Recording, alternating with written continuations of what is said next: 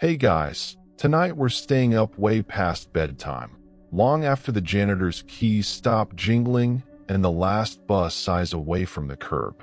Outside my window, rain taps the glass like impatient fingers, each drop catching the orange glow of the security light before sliding down into the dark. The hallway fluorescents hum through the walls, that low electric hymn every school kid knows by heart.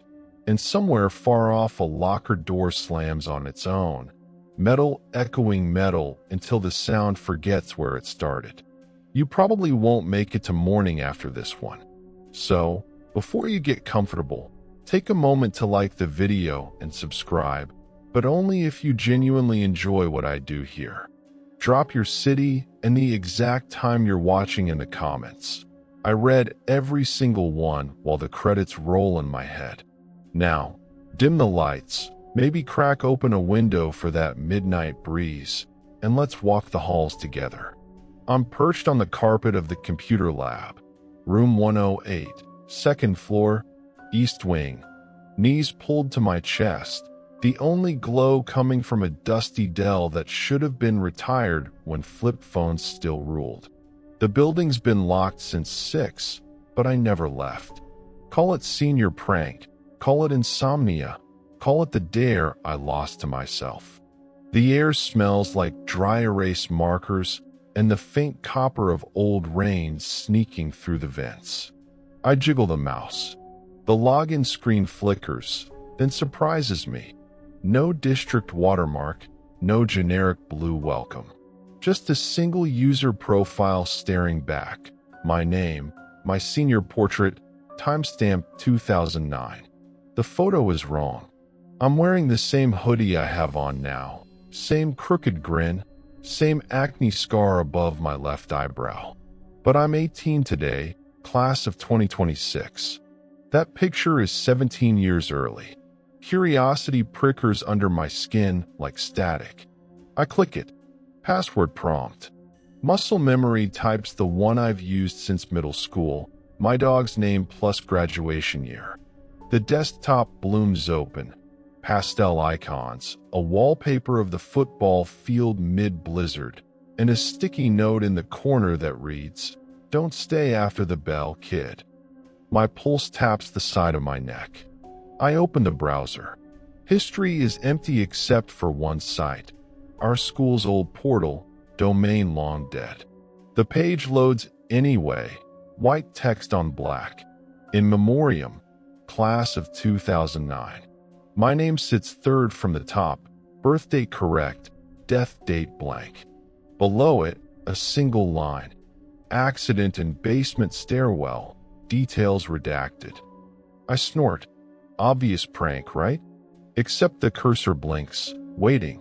I type my name into the search bar. 0 results. I type it again, slower. This time the page refreshes to a candid photo. Me, hoodie zipped high, descending concrete steps I swear I've never seen. Flash bulb catching the exact moment my foot misses the edge. The room tilts. Not metaphorically.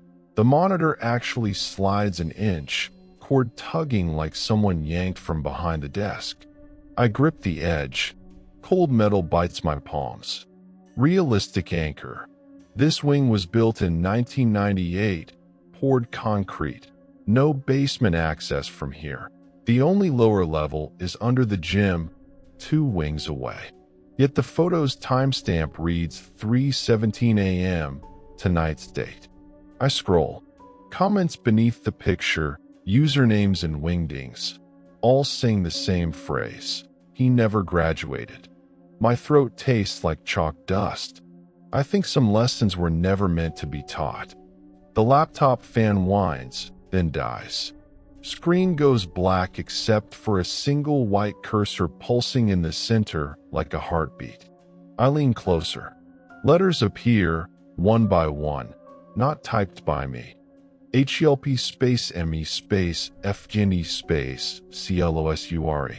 The keyboard is warm, keys glowing faint red. I smell ozone, like the time lightning struck the flagpole sophomore year. Mythic element. Rumor says the portal was coded by a senior who vanished mid-project, that his ghost rides the fiber optic cables every equinox, looking for someone to finish his code. I never believed it, until the cursor adds a final line. Start in room 204. Bring the mirror. The screen snaps off. The emergency exit sign bathes the lab in bruised red. I stand, sneakers squeaking on wax. Somewhere down the hall, the PA system crackles. 3 short bursts, the universal signal for lockdown drill. But it's past midnight.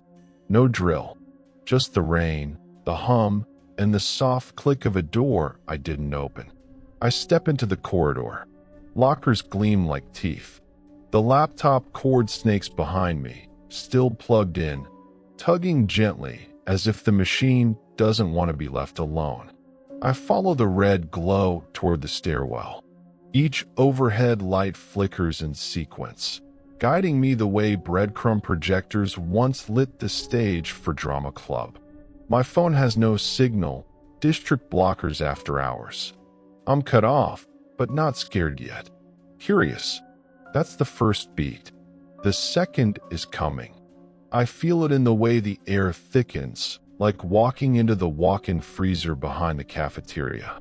At the top of the stairs, a shadow stretches longer than physics allows, reaching for the ceiling though no one stands beneath the bulb.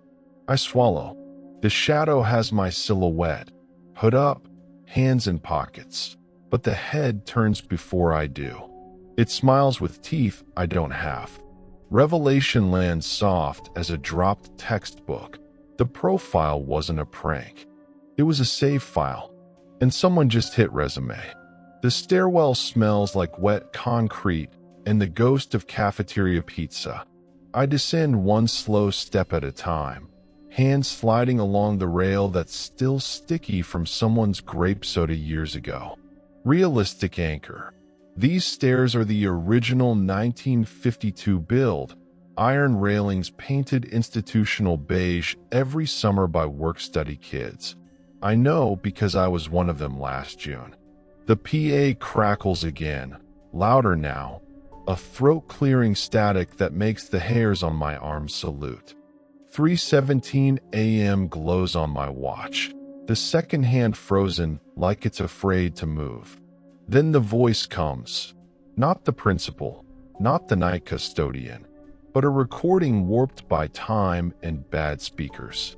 Attention, students of Willow Ridge High. Roll call for the departed. A pause, paper rustling. Adams, Michael, 2004. Chun, Lila, 1997. In tonight's edition, my name, clear as the fire alarm, followed by the date I'm living right now. Cause pending. Please report to the office for processing. The system clicks off with a pop that echoes like a starter pistol. Fear arrives on schedule, sliding between my ribs. I grip the rail harder. The metal is warm, too warm, like it's been holding someone else's pulse. I think some lessons were never meant to be taught. Mythic element. Every local kid knows the midnight roll call legend. Supposedly the PA was wired wrong in '78, crossed with the city morgue's intercom during renovations.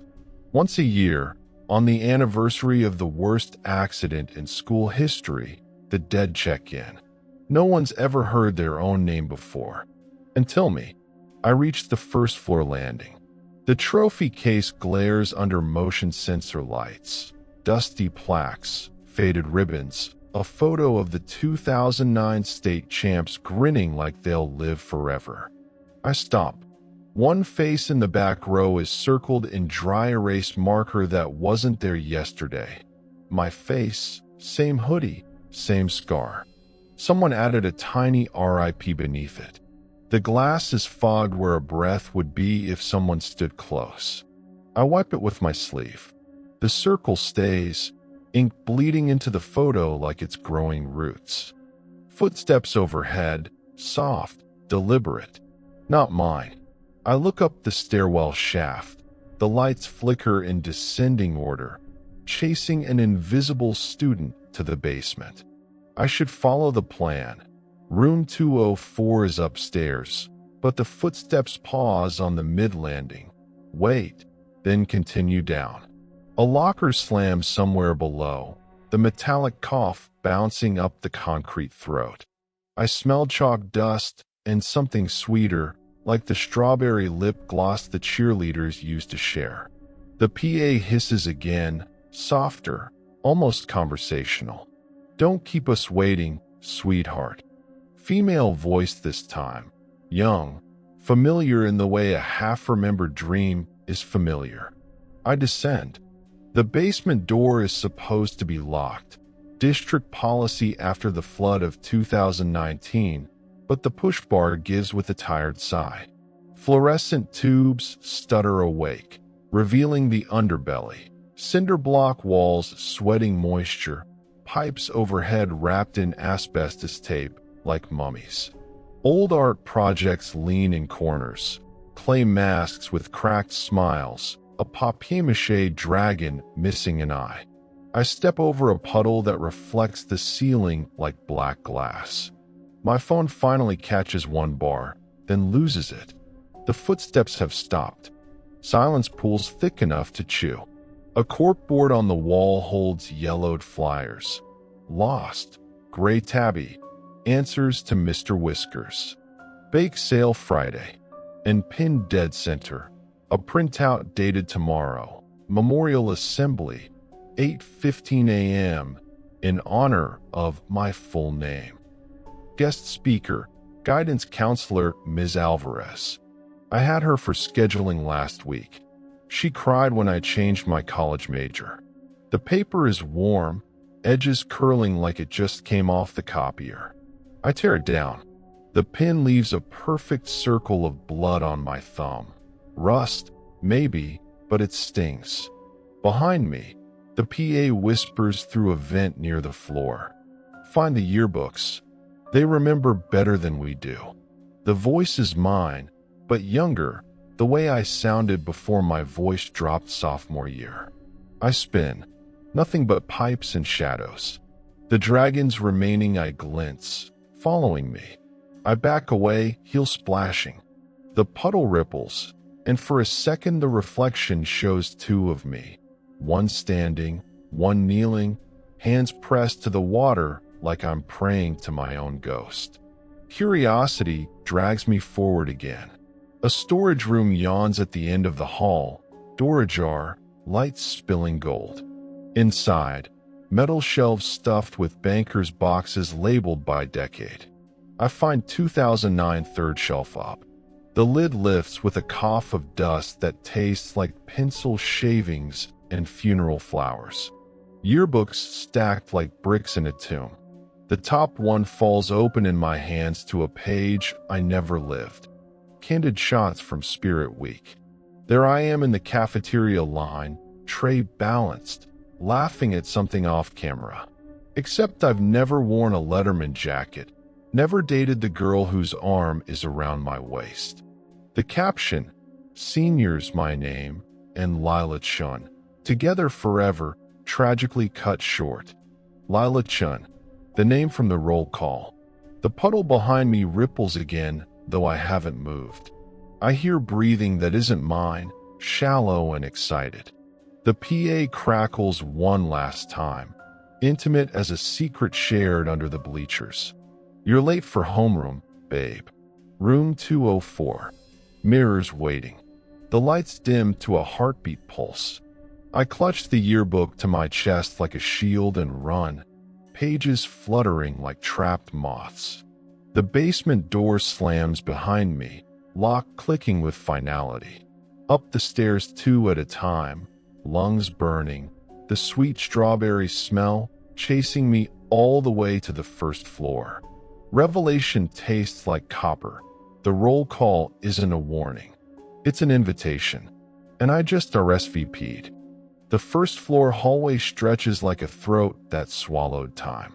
I burst through the stairwell door, yearbook still clutched to my chest, its cardboard edges cutting half-moons into my palms.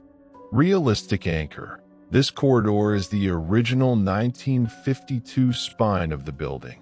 Terrazzo floors polished to a dull mirror by decades of sneakers, trophy cases every 20 feet, and the faint ghost of floor wax that never quite washes out of the grout.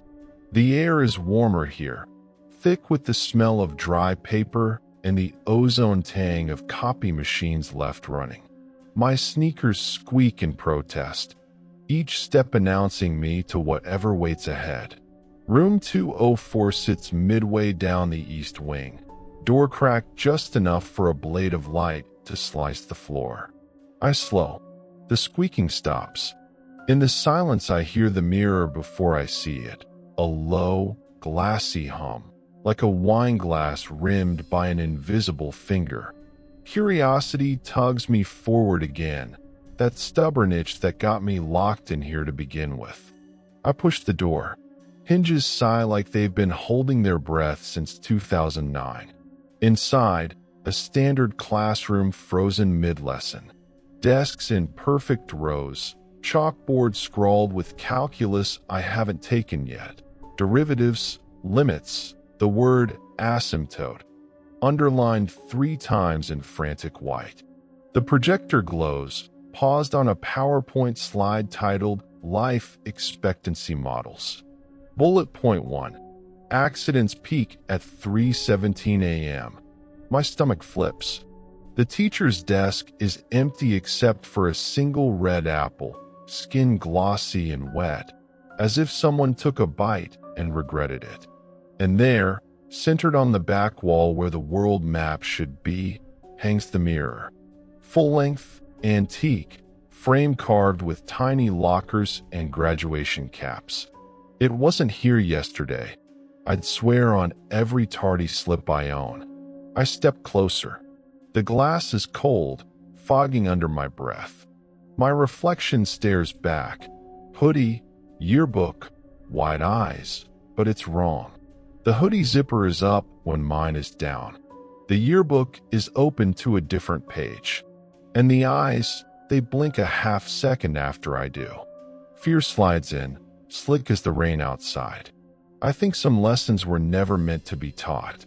Mythic element. The mirror of room 204 is senior lore, whispered during finals week. Supposedly, it was salvaged from the old admin building before they tore it down in '05. Students who look too long see the version of themselves that never left. Ghosts of paths not taken.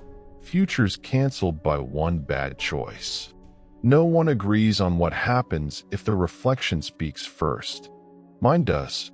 The lips move, no sound, but I read them clear. You're early. The voice arrives inside my skull, warm and close, like someone breathing against my ear from behind. I spin. Empty room. Desks gleam under the projector's blue wash. The apple on the desk has a bite taken out now. Clean, human, juice beating like blood. I didn't hear it happen. My reflection smiles, slow and sweet, the way I do when I'm about to lie. It lifts the yearbook I'm holding, but the pages are blank, white fluttering like surrender flags. Real me looks down. My copy still shows Lila Chen's arm around a version of me that never existed. The disconnect makes the floor tilt. I reach for the frame. The wood is warm, pulsing faintly. My reflection reaches back, palm pressing the inside of the glass. Our fingertips meet, mine on cold mirror, it's on something softer, like skin. A jolt shoots up my arm, sharp as the time I touched the electric fence behind the AG barn. The classroom lights flicker, then die. Projector 2. Only the mirror glows, silver and hungry. In it, the room behind my reflection is different. Desks shoved aside, caution tape crisscrossing the floor, a chalk outline where I stand now. The outline is fresh, chalk still drifting in the air like snow. The reflection speaks again, audible this time. voice layered. Mine plus the strawberry lip gloss girl from the basement. Watch the lag. It steps backward, but the image in the mirror stays put. So now there are two of me on the other side. One walking away, one frozen in the outline. The walking one turns, waves. The frozen one mouths my name, desperate. I feel the pull, like the mirror is inhaling. My shoes slide forward an inch on the terrazzo, no effort from me. The apple rolls off the desk, thuds, splits open. Inside, not seeds, but a tiny photograph. Me and Lila at prom, corsage wilted, both of us smiling at a camera that doesn't exist yet. I yank my hand away. The mirror ripples like water. My reflection stumbles, confused, then rights itself. It lifts a finger to its lips, shoo, then points to the chalkboard. New writing appears, letter by letter, dust falling. Basement. Yearbooks. Funeral photos. The words drip, wet chalk bleeding down the green. I smell strawberries and funeral lilies. The PA system hisses overhead, soft as a lullaby. Class dismissed. Please proceed to the gymnasium for services. My reflection waves goodbye, then steps through the chalk outline and vanishes.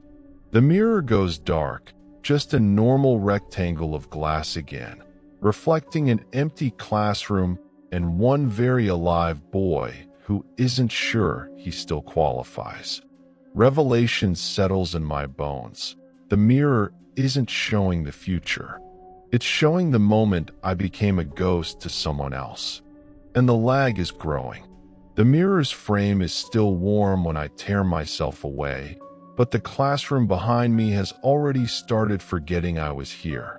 The projector clicks off with a defeated sigh. The chalkboard erases itself in slow, wet streaks, like tears running backward. I clutch the yearbook, my only proof, and bolt. The hallway outside is darker than it should be. The emergency lights have dimmed to the color of old bruises. Realistic anchor. The gym lies dead center of the original building, a 1952 brick box with a regulation hardwood floor that still bears the scorch mark from the 1987 pep rally pyrotechnics gone wrong. Everyone knows the mark. It's under the free throw line, shaped like a comet. I head for it, sneakers whispering over terrazzo that now feels spongy, like walking on memory foam soaked in rainwater. The smell hits first. Lilies, industrial bleach, and the coppery ghost of spilled punch. Double doors to the gym stand ajar, bleachers folded in like sleeping insects. I slip through. Moonlight spills from the high, clear-story windows, striping the floor in silver bars. In the center, where the comet scar should be, someone has arranged folding chairs in perfect rows. Exactly 112, the size of the 2009 senior class. Each seat holds a single white carnation. A banner stretches above the scoreboard. In loving memory, class of 2009. The date beneath is tomorrow's. My breath fogs though the thermostat reads 72. I step between the chairs.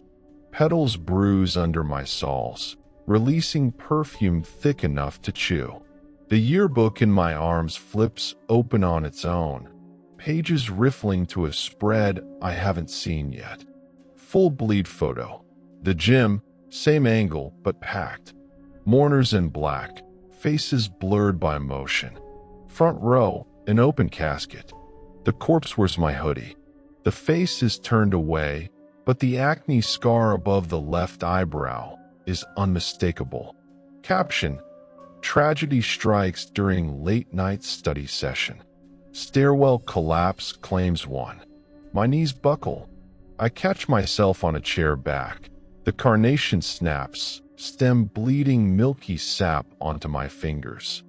Fear is no longer a visitor. It's moved in, unpacked, claimed the master bedroom. I think some lessons were never meant to be taught. Mythic element. The funeral that wasn't is the crown jewel of Willow Ridge ghost lore. Every decade or so, the gym transforms overnight into a perfect replica of a memorial service that either already happened or is about to. Janitors find chairs, flowers, programs, then poof, gone by dawn. No one admits to setting it up. Security cameras catch only static. Tonight, the programs are real.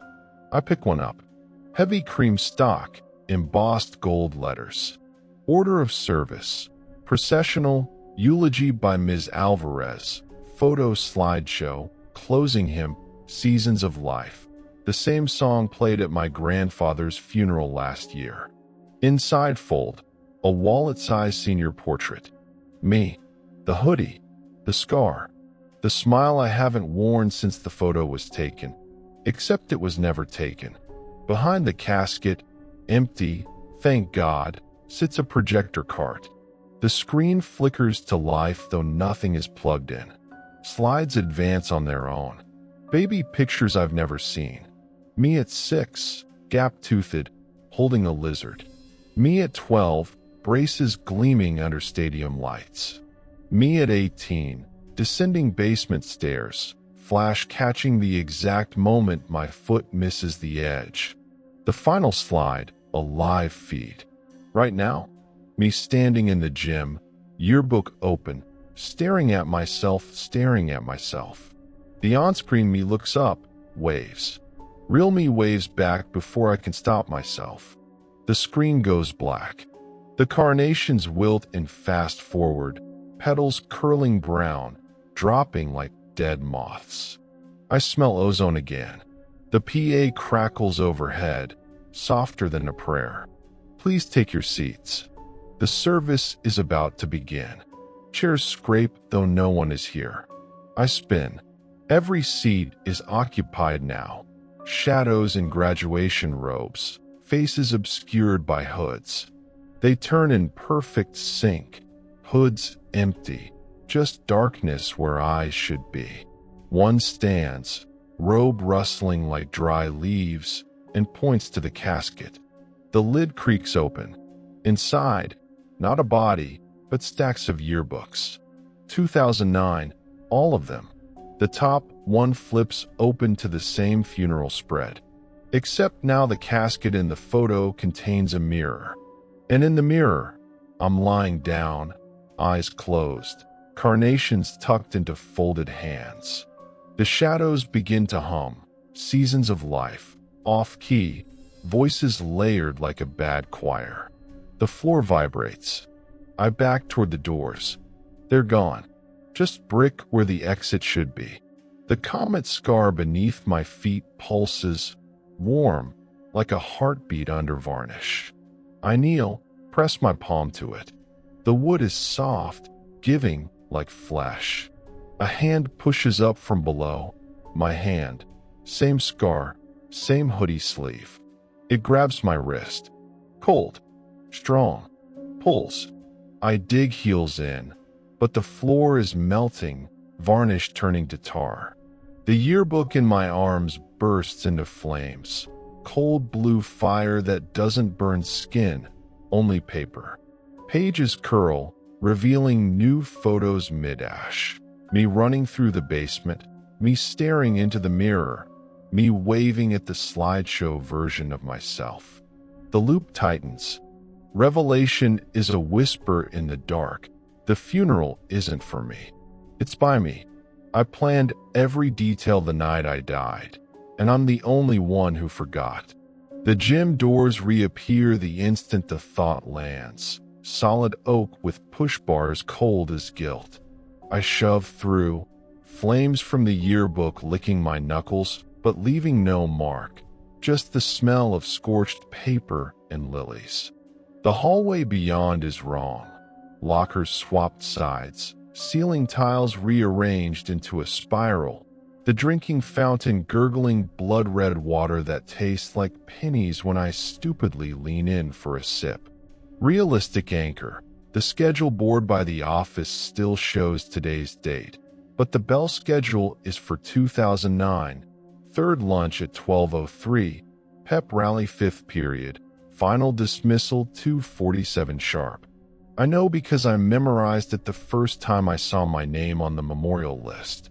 My watch, however, reads 3:17 a.m. and refuses to advance. A fluorescent tube overhead pops, showering sparks that die before they hit the floor. The PA exhales a single word, my name drawn out like taffy.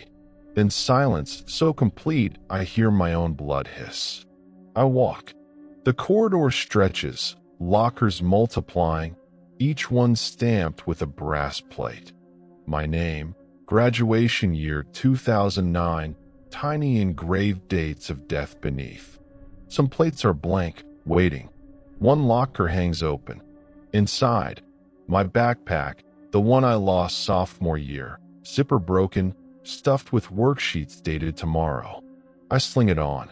It weighs nothing and everything. Room 204's door is gone. In its place, a velvet rope like at the movie theater, red cord sagging under the weight of a brass sign. Substitute, enter quietly. I duck under. The classroom has tripled in size. Rows of desks marching into darkness, each occupied by a version of me at different ages. Gap-toothed 6-year-old swinging legs, 12-year-old with braces, 15-year-old with terrible haircut. All of them turn when I enter. All of them smile the same crooked smile. At the front, a woman in a charcoal skirt and cardigan writes on the board in perfect Palmer cursive, "Today's objective, recreate the accident." She turns. No face, just smooth skin where features should be, but the voice is Ms. Alvarez, guidance counselor, warm and disappointed at once. "Take your seat, sweetheart. We're behind." She gestures to the only empty desk, front row center. A nameplate reads, "Student who never graduated." I sit. The chair is warm, molded to my exact shape. The other MES lean forward in unison, notebooks open, pencils poised. The substitute claps once. The lights dim to projector blue. A screen descends from the ceiling with a mechanical whine. Slide 1. Grainy security footage. Timestamp 3:17 a.m. Basement stairwell. Me. Hoodie up. Phone flashlight bobbing. Foot hovering over the step that isn't there. The class gasps in perfect sync. I feel it in my own chest, the lurch of missing stone. Curiosity is a dying ember now. Fear has the floor. I think some lessons were never meant to be taught.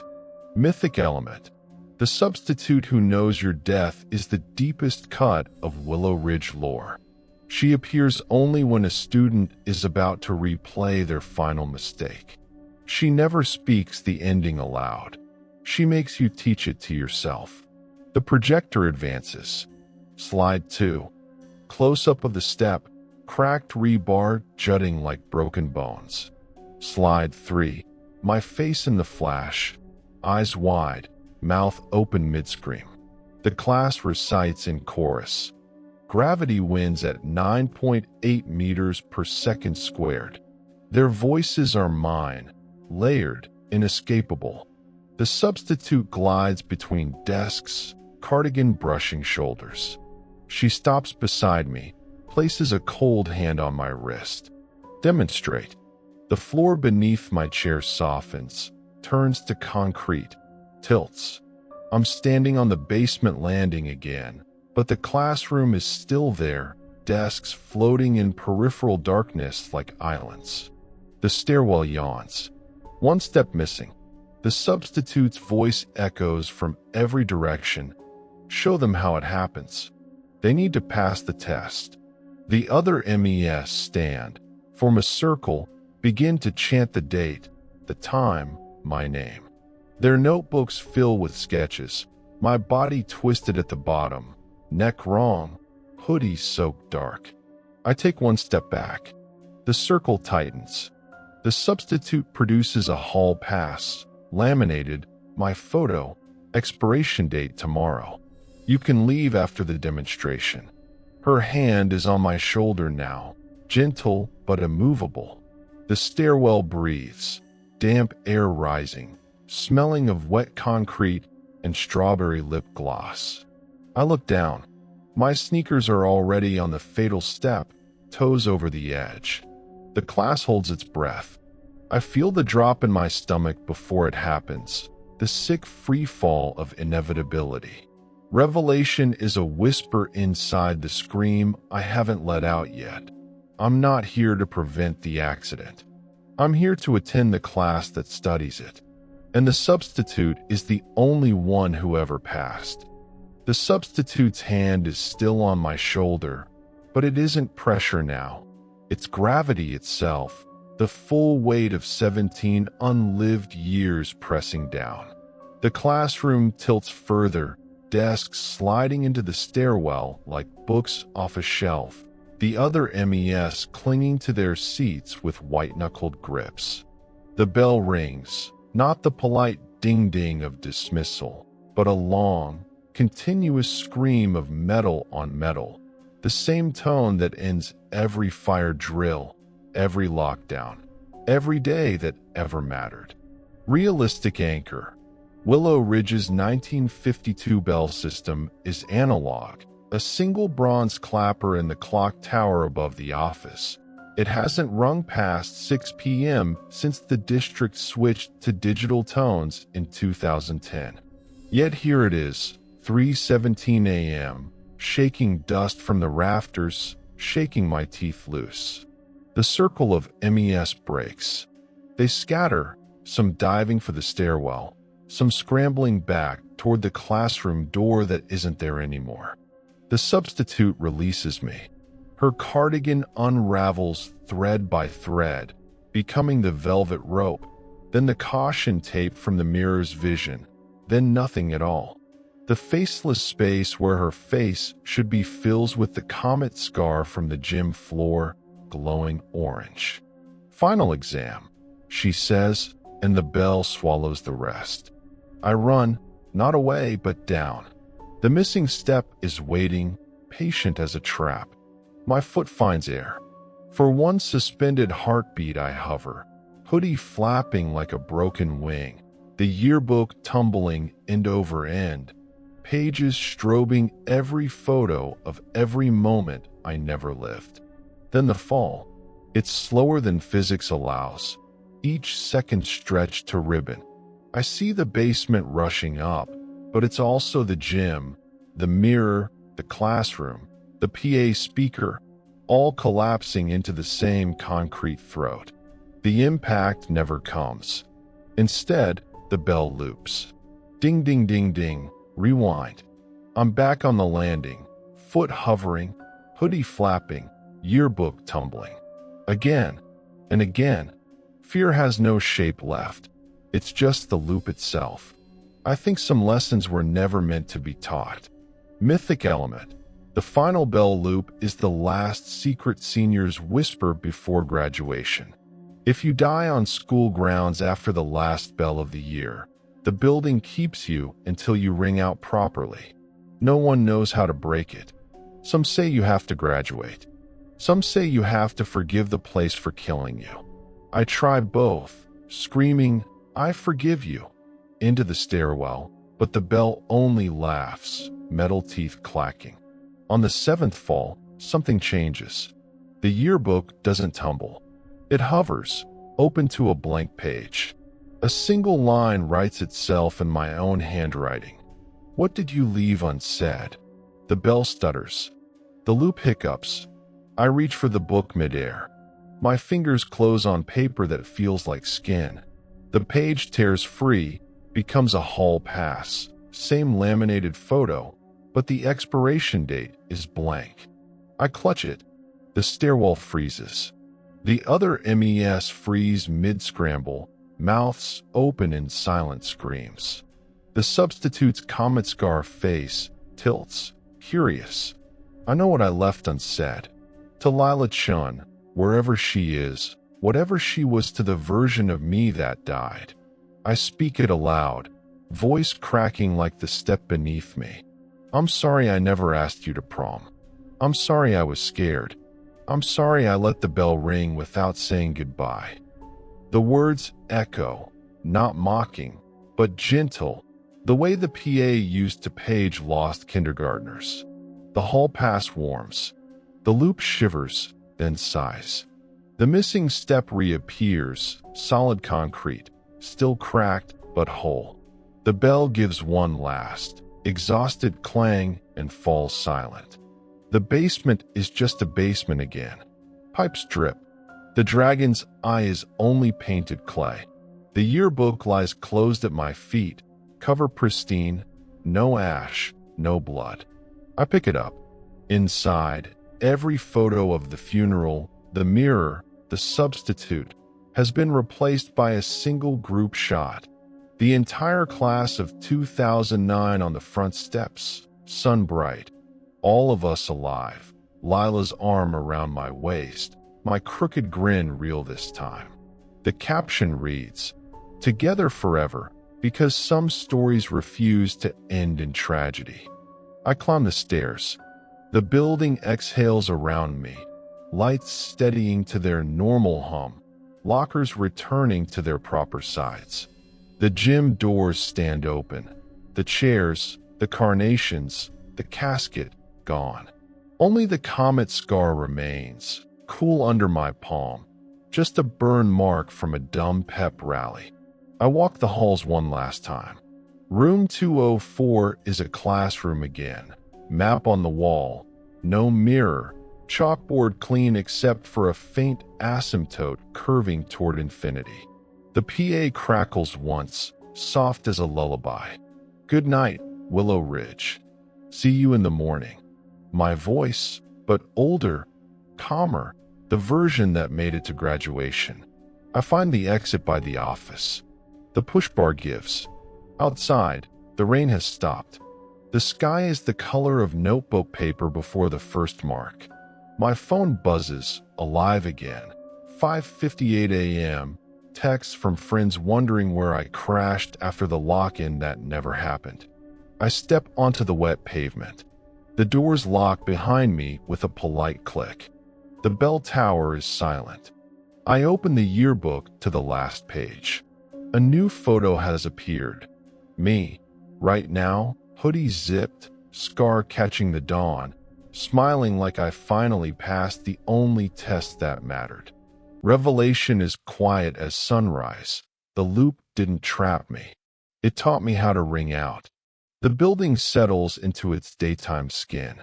Somewhere inside, a janitor's cart rattles, fluorescent tubes warm to their familiar buzz, and the faint smell of bleach drifts through vents that no